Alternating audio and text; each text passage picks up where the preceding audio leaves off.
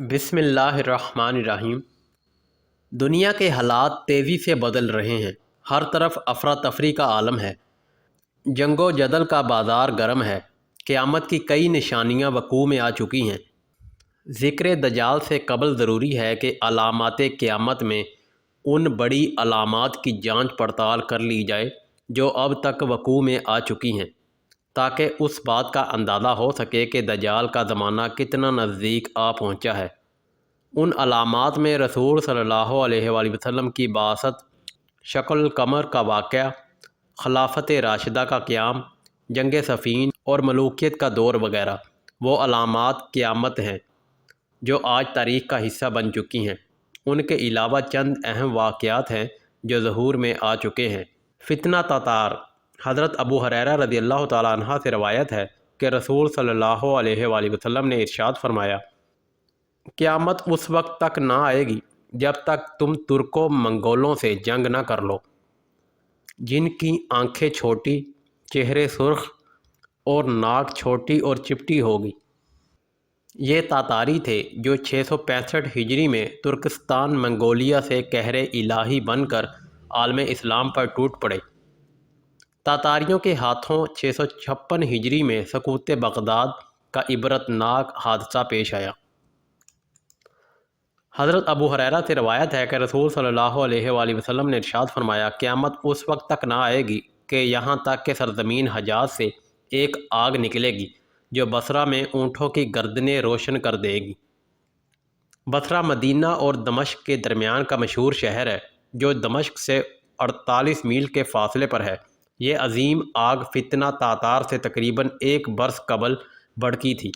یہ آگ جمعہ جمادی الثانی 654 ہجری کو نکلی اور میلوں تک پھیل گئی۔ جو پہاڑ اس کی زد میں آئے ان کو راکھ کا ڈھیر بنا دیا۔ 52 دنوں بعد تک بھڑکتی رہی اور 3 ماہ میں ٹھنڈی ہوئی۔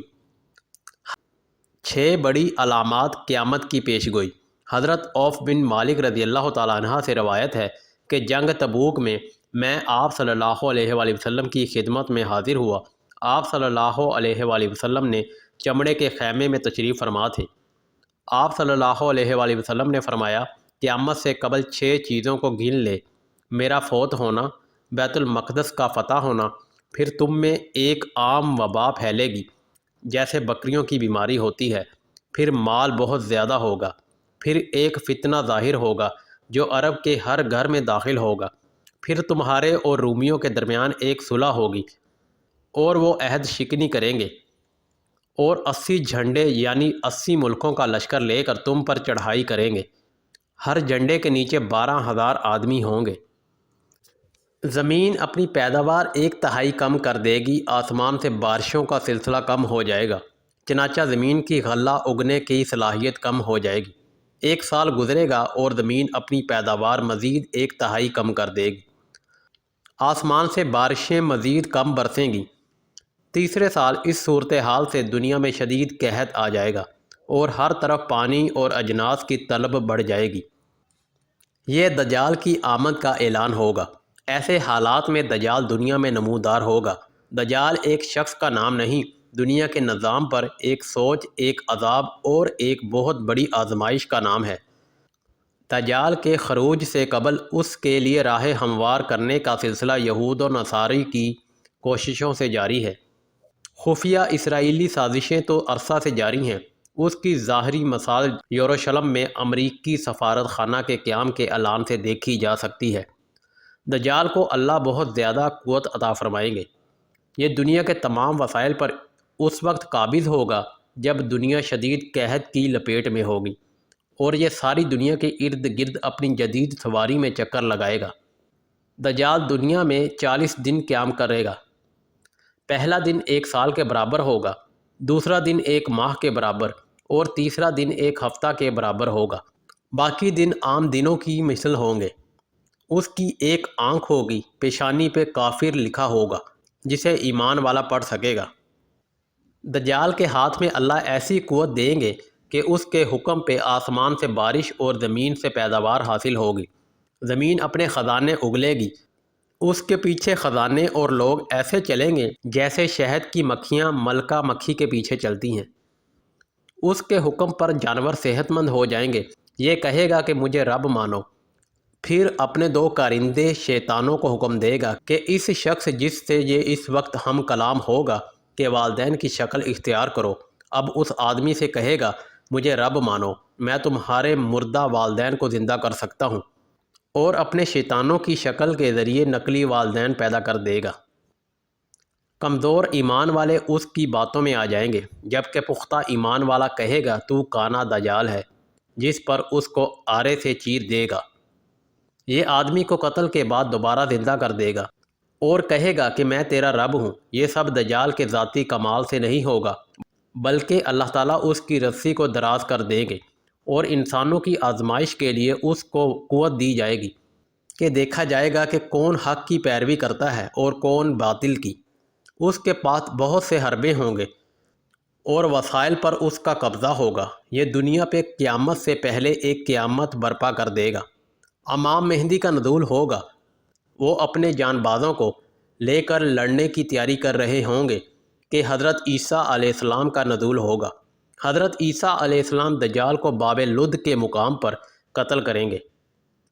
اس وقت دجال کے ساتھ 70,000 یہودیوں کی جماعت ہوگی۔ یہ یہودی لڑائی کے دوران غرقد نامی درخت میں پناہ لیں گے اور یہ درخت یہودی کو اپنے اندر چھپا لے گا۔ اللہ کی مدد سے فتح ہوگی۔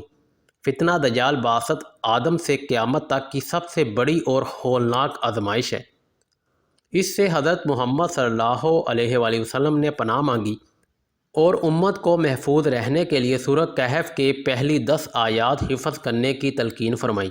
اللہ مجھے آپ سب کو اور ہماری آنے والی نسلوں کو اس سے محفوظ رکھے، آمین۔ حضرت تمیم داری رضی اللہ تعالیٰ عنہ کی دجال سے جب ملاقات ہوئی تو اس نے بتایا کہ ایک مرتبہ میں سمندر کے سفر پر نکلا۔ مسافروں کی کل تعداد 30 تھی اور ہم سب ایک کشتی پر سوار تھے۔ ہمارا سفر انتہائی اطمینان کے ساتھ کٹ رہا تھا کہ اچانک ہوا چلنا شروع ہو گئی اور سمندر میں طوفان آ گیا۔ اس شدید ہوا اور طوفانی لہروں کے باعث ہماری کشتی اور سمندر میں موجود دیگر کشتیاں ڈولتی جاتیں۔ کشتی کے مسافر اس صورتحال سے پریشان ہو گئے اور ہر کوئی اپنے اپنے خداؤں کو پکارنے لگا، کیونکہ کسی کو کچھ سمجھ میں نہیں آ رہا تھا کہ کیا کرے۔ سمندر سے اٹھنے والی لہریں ایک سمت کی بجائے ہر طرف سے کشتی کو اپنی لپیٹ میں لے رہی تھیں۔ تھک ہار کر ملاح نے بھی چپو چھوڑ دیے اور ایک طرف بیٹھ گیا۔ اب ہم میں سے ہر کسی کو یہ یقین ہو چکا تھا کہ موت یقینی ہے۔ سورج غروب ہونے کو تھا اور اس کی روشنی آہستہ آہستہ ختم ہوتی جا رہی تھی۔ شام کا اندھیرا اور منزل کا کوئی پتہ نہیں۔ یہ بھی خبر نہ تھی کہ کشتی کس سمت میں جا رہی ہے اور سمندر کی لہریں اب کب تک کشتی کو سلامت رہنے دیں گی۔ اس خوف و ہراس کی حالت میں رات گزر گئی اور صبح کی ہلکی ہلکی روشنی پھیلنے سے ہر طرف اجالا ہی اجالا ہو گیا۔ کشتی کے رات بھر ہچکولے کھانے کے بعد کسی کو کچھ خبر نہ تھی کہ ہم کہاں پہنچ گئے ہیں۔ پھر اگلا دن بھی اسی کیفیت میں گزرا اور اسی طرح رات کے بعد دن اور دن کے بعد رات آتی گئی اور ہماری کشتی کو سمندر میں پھنسے ہوئے پورے 30 دن گزر گئے۔ پھر اچانک 30 دنوں کی اس صورتحال کے بعد بولے بھٹکے مسافروں کو دور سے ایسا نظر آیا جیسے کچھ درخت سمندر میں کھڑے ہوں۔ 30 دن سے مصیبت میں پھنسے ہوئے مسافروں کو یہ منظر دیکھ کر امید کی کچھ کرن نظر آئی اور ملاح نے جلد از جلد وہاں تک پہنچنے کے لیے پوری طاقت کے ساتھ چپو چلانا شروع کر دیے اور کشتی کو تیزی کے ساتھ ان درختوں کی طرف لے جانے لگا۔ کشتی میں موجود مسافر جنہیں یقین ہو چکا تھا اب موت کے سوا کوئی چیز نہیں، ان کے چہرے زندگی کی امید سے چمک رہے تھے۔ پھر کشتی جوں جوں قریب ہوتی گئی درخت صاف دکھائی دینے لگے۔ ملاح پوری طاقت سے کشتی چلا رہا تھا کہ سورج غروب ہونے سے پہلے پہلے ان درختوں تک پہنچا جائے، تاکہ کہیں ایسا نہ ہو کہ اندھیرا ہو جانے کے باعث ہم اس آخری امید سے بھی ہاتھ دھو بیٹھے۔ پھر کشتی آہستہ آہستہ ان درختوں کی طرف بڑھتی رہی اور جب درخت قریب ہوئے تو سارے مسافروں کو یہ جان کر خوشی ہوئی کہ یہ سمندر میں واقع کوئی جزیرہ ہے۔ ابھی تو سورج مکمل غروب نہیں ہوا تھا کہ کشتی جزیرے کے کنارے پہنچ گئی۔ مسافروں کو اس جزیرے پر اترے زیادہ دیر نہیں گزری تھی کہ درختوں کے درمیان میں سے ایک عجیب و غریب قسم کا جانور نکلا۔ اس جانور کے پورے جسم پر بال تھے اور اس قدر لمبے اور گھنے تھے کہ یہ معلوم ہی نہ ہوتا تھا کہ جانور کا اگلا حصہ کون سا ہے اور پچھلا حصہ کون سا ہے۔ سارے مسافر اس عجیب و غریب جانور کو دیکھ کر حیران و پریشان ہو گئے، کیونکہ ان میں سے کسی نے بھی اس سے پہلے ایسا جانور دیکھنا تو دور کی بات سنا بھی نہ تھا۔ اب اس پر اسرار جزیرے پر اس کو دیکھ کر سب پریشانی میں مبتلا ہو گئے کہ یہ کیا بلا ہے۔ ایک مسافر نے دوسرے مسافر سے پوچھا کہ یہ کیا چیز ہے؟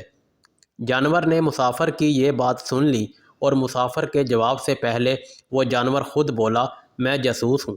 جانور کے انسانوں کی طرح گفتگو کرنے سے تمام مسافر مزید پریشان ہو گئے، کیونکہ آج تک انہوں نے کسی جانور کو انسانی زبان میں بولتے نہیں دیکھا تھا۔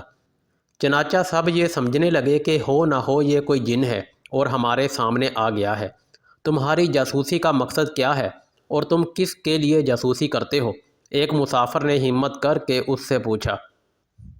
میں جس کے لیے جاسوسی کرتا ہوں اسے تم سے ملنے کا بے حد شوق ہے، وہ تم سے باتیں کرنا چاہتا ہے، لہٰذا تم میرے ساتھ چلو، اس جانور نے کہا۔ یہ سن کر تمام مسافر حیران و پریشان چپ چاپ اس کے پیچھے ہو لیے۔ وہ عجیب و غریب جانور درختوں کے درمیان بنے ہوئے راستے سے ہوتا ہوا ایک پرانے محل کے سامنے جا کر کھڑا ہوا۔ محل کو چاروں طرف سے بلند و بالا درختوں نے گھیر رکھا تھا۔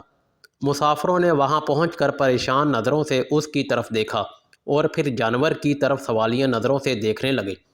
جانور پھر آگے چلا اور سب مسافروں کو ایک بڑے دروازے سے گزرتے ہوئے محل کے اندر لے گیا۔ محل کے اندر داخل ہوتے ہی سب نے دیکھا کہ ایک بہت بڑا شخص زنجیروں میں جکڑا ہوا تھا اور رہائی کے لیے کوشش کر رہا تھا۔ ہم نے اس سے پہلے اتنے بڑے قد آور، اتنے زیادہ رعب والا شخص کبھی نہ دیکھا تھا۔